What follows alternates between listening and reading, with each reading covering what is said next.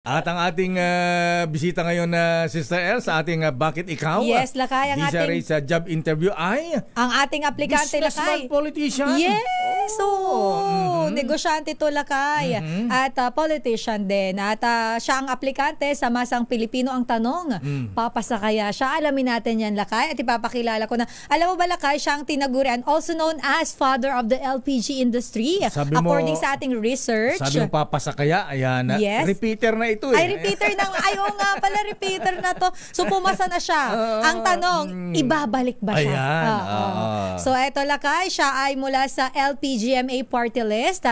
Nagtatag ng LPG Marketers Association Party List. Nagsilbi bilang kinatawan ng LPGMA mula 2010 hanggang 2019 sa mababang kapulungan ng Kongreso. At Pangulo siya, Lakay, ng Republic Gas Corporation o Regasco. Isa sa pinaka top supplier, Lakay, ng LPG sa ating bansa. Ang atin pong makakasama, si former congressman, businessman, Arnel T. Sir, Kong, good morning po. Congressman Arnel T. Sir, good morning. Naimbang bigat, po, diputado. Well, magandang araw po sa inyong lahat at naimbag na alaw. Ayan.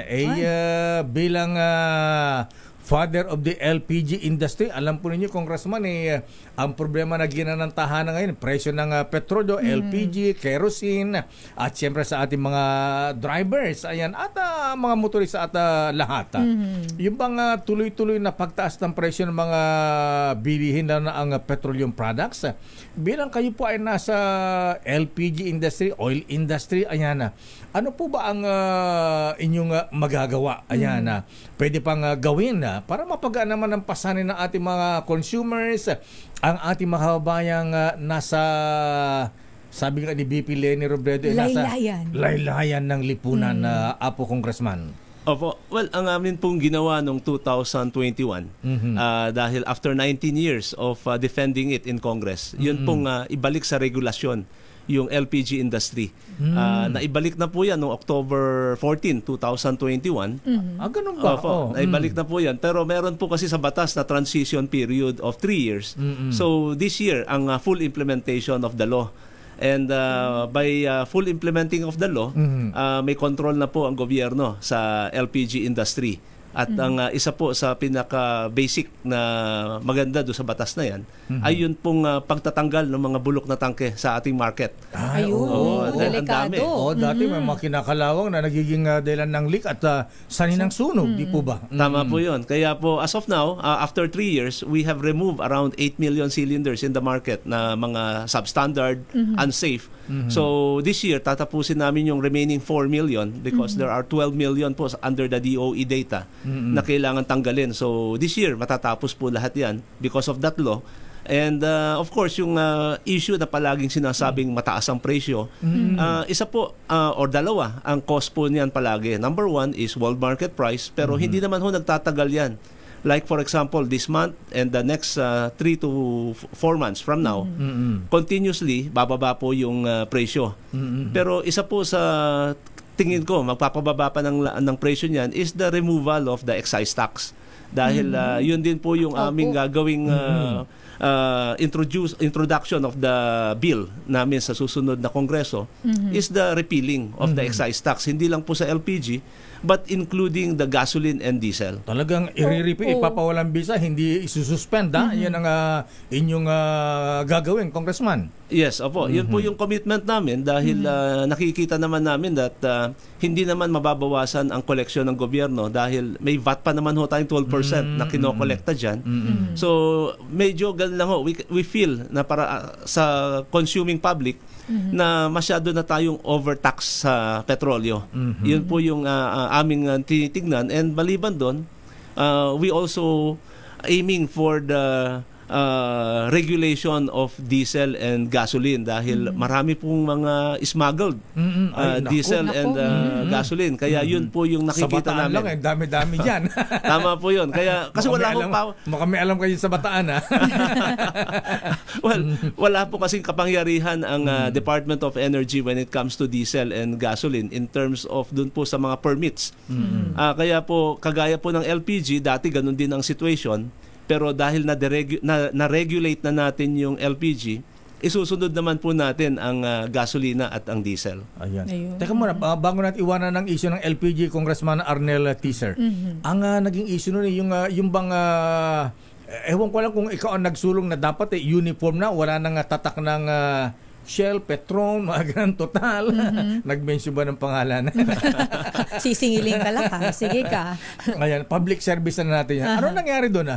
Isinulong niyo bang maging uniform na lang yan o talagang kanya-kanya nga dapat ay may tatak, may brand yung mga LPG? Well, ang nilagay po natin sa batas ay yun po nga karapatan ng consumer na mai-refund yung deposito.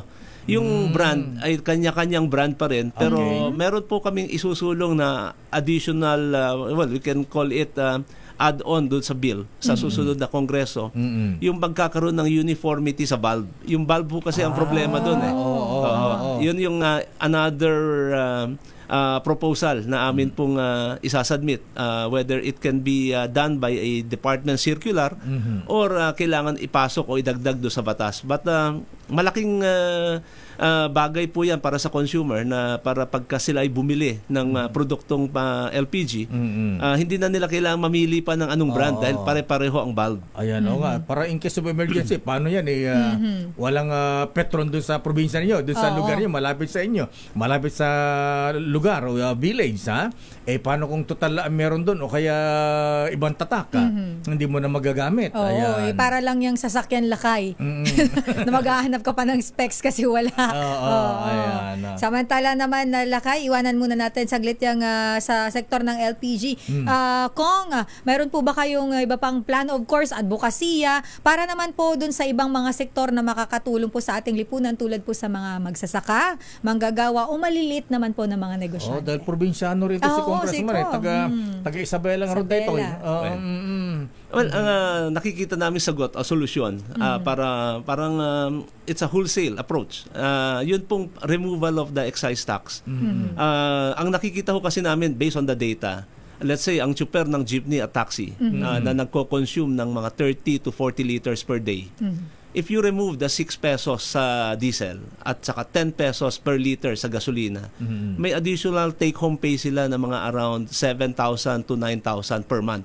Malaking bagay yun para sa kanila. At the same time, yung mga plete, freight ng ng bigas at ng gulay sa galing sa probinsya, bababa rin po yun. Kaya sabi nga natin, I think this is the best proposal na po pwede namin isulong at ilaban sa Kongreso in the next congresses. Ito pong pagtatanggal ng excise tax.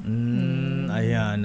Talagang di ko maiwanan yung LPG industry, Sister Ella. Ayan, kayo po ay tatlong term sa Kongreso, Congressman Arnel T. At ngayon ay nagbabalak magbalik ulit na. Alam po niyo yung issue ng oil smuggling, hindi po matapos-tapos sa issue yan. Ha? Ano ba ang nakita niyong paraan para maiwasan ito? At siyempre, para pati naman yung mga langis natin quality, ganyan. Yes. Hindi yung adulterated yung iba. At bukod dyan para mas malaki ang kita ng gobyerno ng koleksyon ng customs. Ayan, BIR. Bakit hindi maiwas-iwasan yung smuggling ng ng langis at balita may mga paihi doon sa high seas. Ayan. Sinasalubong doon sa karagatan doon nagpapalitan. Paano kaya natin makokontrol yung mga ganyan ng Congressman Arnel T, sir? Well, the only way po na makokontrol ito is by regulating the industry. Kasi po, sa ngayon, ang sitwasyon po ngayon, kahit po sino pwedeng magnegosyo ng gasolina at diesel dahil hindi nila kailangan kumuha ng permit mula sa DOE. Ang DOE po, ang DOE po ngayon is just a monitoring. Oo, hindi kagaya sa LPG ngayon na kailangan may license to operate. Wala kasi yata yung official sa DOE ngayon. Ayan ka na naman. Naalala mo ba yung pangalan? Sino ba secretary sa Department of Energy? Kita mo. Si Secretary Rafael Lutilla. Ano pangalan? Ayan ka na naman sige please, sorry Congressman Arnel T. Pagka narinig ko sa DOE, nagpapantinteng ako. Well, ang maganda po kasi pagka yung template po na ginawa namin sa LPG na magkaroon ng regulation. Kailangan na pong kumuha before the operation of the the business ay kailangan niya magpa-register sa DOE. And kung hindi po sila registered sa DOE, the DOE can give a notice or to the local government unit na ipasara po yon. As of now, pagdating sa diesel and gasoline, wala pong ganong power ang DOE as of now. Kaya, dahil deregulated po siya eh. Kaya kailangan po ibalik natin sa regulation so that yung pag-i-issue ng license to operate para yung mga tinatawag na mga maliliit na pinagpaparadahan ng maliliit na barko na yun na, nagpapaihi, mamonitor talaga ng Department of Energy. Just like LPG sa ngayon, lahat ng terminal ng LPG players ay monitored by the Department of Energy, meron lisensya. Kaya even the Bureau of Customs nandun dahil nga nakabase sila do sa data ng Department of Energy. So dito po naman sa gasolina at diesel, medyo malala po talaga ang smuggling dito. Kaya nakikita namin ang solusyon dyan, i-regulate ulit natin. Ibalik natin sa Department of Energy so that it's a combination of multiple agencies na magko-coordinate with the Department of Energy para po matanggal natin itong smuggling pagdating sa diesel and gasoline. Iba talaga yung nakausap natin taga-insider, kumbaga, si Sir L. Oo, kasi alam nila ang kalikaw dyan sa oil industry. O kita mo, di yata alam ng Energy Secretary yan. Ha? Teka muna ka, Congressman Arnel T, nagtataha kami, na tanong dito ng mga drivers, bakit ganun? Minsan tatas ang presyo ng diesel, bababa ang gasolina. Or vice versa. Bakit ganun Same lang naman ang ingredients yan. Bakit kung tataas yung diesel, tataas din yung gasolina dapat? Bakit ganun? Nagkakaiba? Akyat yung isa pababa. Taas baba. Well, yan po ang dahilan kung bakit po meron yung tinatawag nating bagong batas ngayon, which is in-include na po ito ng Department of Energy. As of now, nire-require na po nila dito yung unbundling of pricing sa ngayon. Dahil doon sa problemang yon, dahil bakit pag tumaas ang diesel, ganito kalaki, tapos yung gasolina, hindi ganun kataas. Yung bang hindi pantay. Malayo ang agwat. Kaya the only way to do that is to demand or kaya magkaroon ng order ang Department of Energy to all the importers na magbigay, mag-submit ng how they compute yung presyo. As of now, because of the LPG law, RA 11592, meron ng pong power ngayon ng Department of Energy to demand yun pong unbundling of pricing kung paano namin kinompute. Unbundling of pricing, ano ibig sabihin niyan pagka ganun? Parang kuryente rin. Yung kuryente, hindi ba, dati-rati ang reklamo, bakit napakataas? Marami bang hidden charges? Yung mga ganun. Ngayon, sa LPG, ganun na rin po ang ginagawa ng Department of Energy and including the diesel and gasoline. Kaya hopefully itong darating na mga buwan ngayon, like March, April, May and onwards, ganun na po magiging sistema ng Department of Energy. Kaya mapapansin po ninyo, this is a advance info. Yun hong susunod na buwan, halimbawa for LPG, bababa ulit ang presyo. Good news yan. Yun ang good news doon. Dahil because of that law, yun pong pagkakaroon ng unbundling of pricing. Unbundling of pricing. Kayo naman, Congressman Arnel T, Ilocano. Ayan, nakirmat. Ayan. Nakirmat ba si Kong? Oo, nakirmat ito. Ilocano. Siyempre, matipid lang lakas. GI to GI. Galanteng Ilocano. Galanteng Ilocano. Sagwapong Ilocano. Ayun. Tsaka lakay, di ba, siyempre, kung saan lang yung pagkakagastusan, yun lang kasi. Parang ikaw. Tanong nga natin kay Congressman Arnel T. Ayan, ang tagal mo na sa LPG industry, Congressman Arnel T. Ayan, paano ba natin mapapasaya ang mga ginanang tahanan? Ayan. Tsaka yung mga may-ari ng karinderya. Yes, katulad ni na Lola Nati Lisi. Ayan. Sina Lola Lisa Makahilig. Ayan. Paano natin mapasaya? Paano natin mapababa ang presyo ng LPG? Pwede bang Ilocano naman tayo, mahil sa buy one take one? Alam bang ganun promo ang mga nasa LPG industry, Congressman Arnel T? Well, the best way para ma-sustain yung tamang presyo. Hindi naman mataas, hindi naman mababa. Yung tamang presyo lang. Ito po yung sinasabi natin that this year, the LPG law will fully kick in yung pagpapatupad nitong batas na ito. At nakikita po namin, kagaya po ng nabanggit ko kanina sa inyo, mararamdaman po ngayon ng ating mga consumer like this month and the succeeding months, magko-correct po yung presyo ng LPG.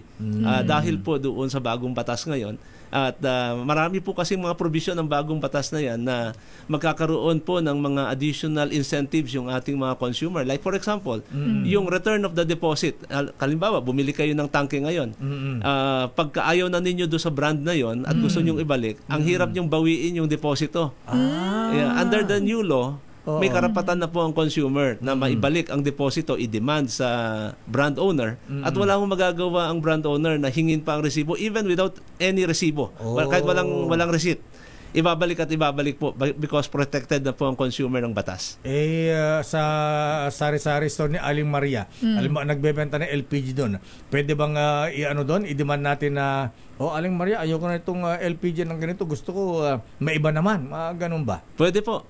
Yun ho, yung tinatawag natin under the provision of Cylinder Exchange Swapping and Improvement Program. Kasama na rin po sa batas yun.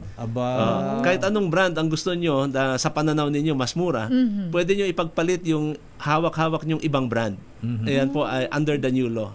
Pwede na po yun. So batas na yan, Congressman Arnelty? Opo, batas at kayo na po ang may gumawa niyan? Opo, kami po ang gumawa. Galing naman. Ba't di namin naririnig yan? Hindi ka raw kasi bumibili. Ayun. Okay.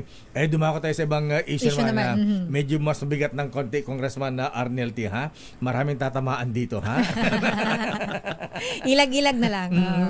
Ano naman ang pananaw bilang ikaw, naka 3 terms ka ng Congressman, ano naman ang pananaw niyo sa transparency at accountability sa gobyerno? Ayan. Paano yung titiyakin na mga proyekto at mga programa ng LPG Party List ay magiging epektibo, kapaki-pakinabang, at walang pandaraya? Ayan. Opo, sinusuportahan po namin yan, yung transparency na yan. And in fact, sa LPGMA Party List po, ang ginagawa namin sa mga tinatawag nating allocation namin pagdating sa fund. Lahat po ng nagdi-dispense naman yan is the agencies of government. Like let's say DSWD, DOLE, DOH. In the end, ang amin pong ginagawa, idina-download lang naman ho namin ito sa mga ahensya na kung sino talaga ang dapat na magbigay ng pondong yon. At ang ginagawa na lang po namin, tinutulungan na lang namin yung aming mga constituencies na makalapit do sa ahensyang yon. Dahil din naman po talaga ang trabaho ng congressman at hindi siya yung nagbibigay ng pondo sa mga nangangailangan. Kundi itutulungan na lang na makalapit do sa gobyerno na matulungan nila at mabigyan nila ng benepisyo. Taga Isabela ka, Congressman Arnelty, ha? Yung tulay na bumagsak doon. Pinuntan pa ng Presidente Marcos, ha?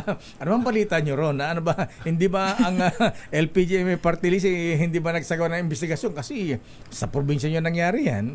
Well, ang pinaka-safe na sagot, no comment. Alam mo kung bakit si Sir El? Mga kaibigan ni Congressman yung ano. Kailian. Ay, apo, nyamot din. Well, it's a national project. So, I think iimbestigahan naman ng Senado yata. Kundi maapektuhan yung pagdi-deliver ng LPG. Sige. Samantala, Lakaya, sa atin namang, ito Kong, ano naman po yung mensahe ninyo, no? Ikaw na kaya magtanong, Lakay. Kasi ikaw talaga ang dapat magtanong yan. Ayan. Congressman, kayo po ay repeater na. Ayan.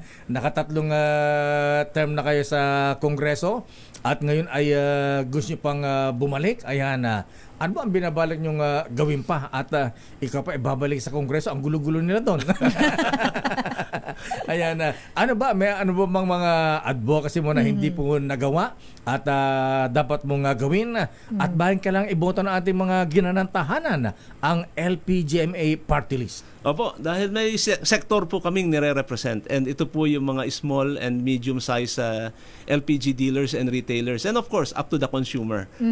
Nagawa na po namin na i-regulate ang LPG industry even though yun po ang nire-represent namin, pero mas tinutukan at binigyan namin ng tutok ng benepisyo ng ating mga consumer. So, ang isa sa amin nakikitang kailangan pang gawin ay yung ibalik din sa regulasyon ang gasolina at ang diesel. And of course, lastly is yung repealing of the excise tax for all LPG and gasoline and diesel taxes, yung excise tax. Dahil sa tingin namin, it is overtaxed po ang produktong yan and tayo Overtax, ha? Oo. And then may 12% VAT na ho yan eh. And at the same time, meron pang excise tax. Nagpatong-patong na. Kasi ang laka daw ng target collection ni BR Commissioner Jude Lumagit at ni Commissioner Bian Rubio ngayon. Kailangan ma-hit yung target.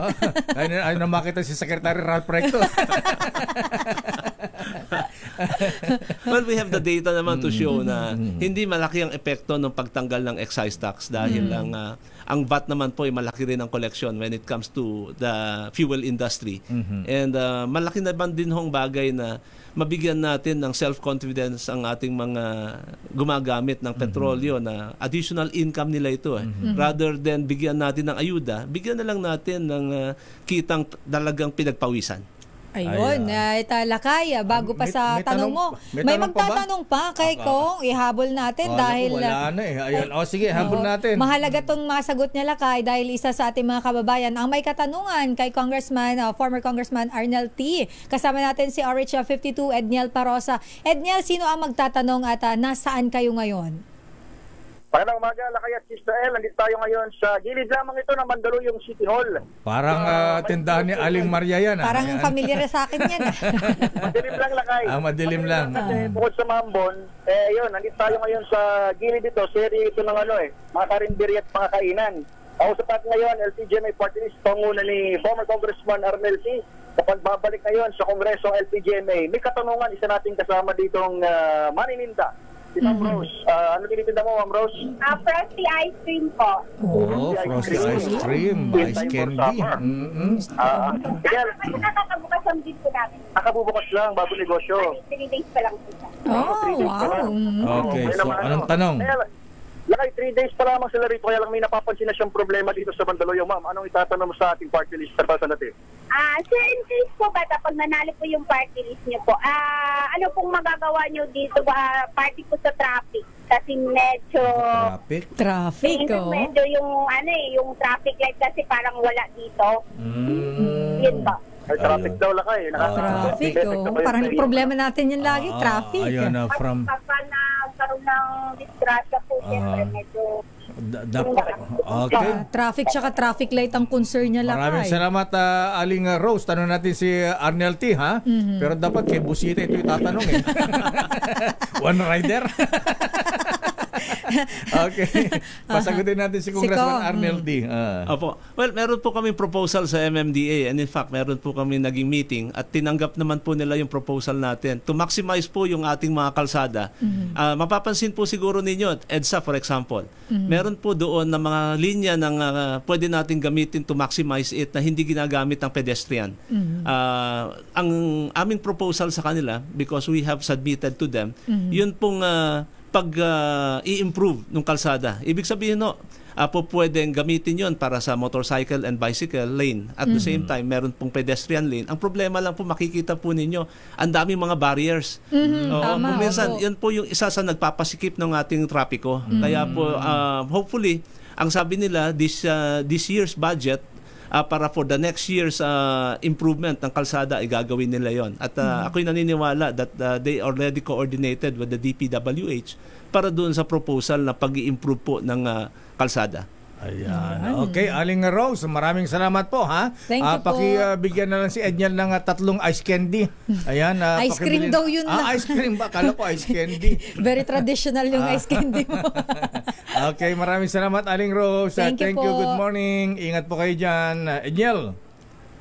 Ito mula sa Maisilos Circle, sa lungsod ng Mandaluyong. Balik sa inyo, Lakay at Israel. Maraming salamat, Edniel Parosa, sa ating Man on the Street. Andyan sa Mandaluyong City. Ayan. So maraming congressman, Arnel Tiser ng LPGMA Party List. Akala ko naman, nagbago na ng kanyang advocacy. Ayan. Pagka binutong LPGMA Party List, buy one, take one ang LPG.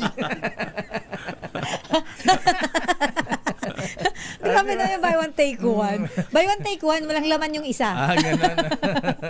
Congressman Arnel Tiser, maraming salamat po and good luck. At anong numero po nyo sa balota po? 136 po, Manong. 136. 136 ba? 136, okay. Sa likod yun, di ba, Lakay? Nasa pang 10 page yata. Hindi kasi yung ating mga kababayan na iba, pag bumoboto sa harap lang yan, hindi na nila binubuklat yung kabila. Meron pa po yan. Exercise your right. Haba-haba. Dami ako, dikit-dikit pa yung papel. Tinamad. Ayan, o kaya may numero. Ayan. So, Congressman Arnel T. ng LPGMA Party List, ito po ay number 136 sa balota. Apo Congressman, sabi ni Kuya June Gulingkay, ayan, good luck daw. Ayan. Thank you. At sana ay, swerteng ka ulit. Ayan. Congressman Arnel T. ng LPGMA Party List, number 136 sa balota. Kilalanin ang mga nagnanais maging lingkod bayan sa Bakit Ikaw? The DZRH Job Interview for 2025 Midterm Elections.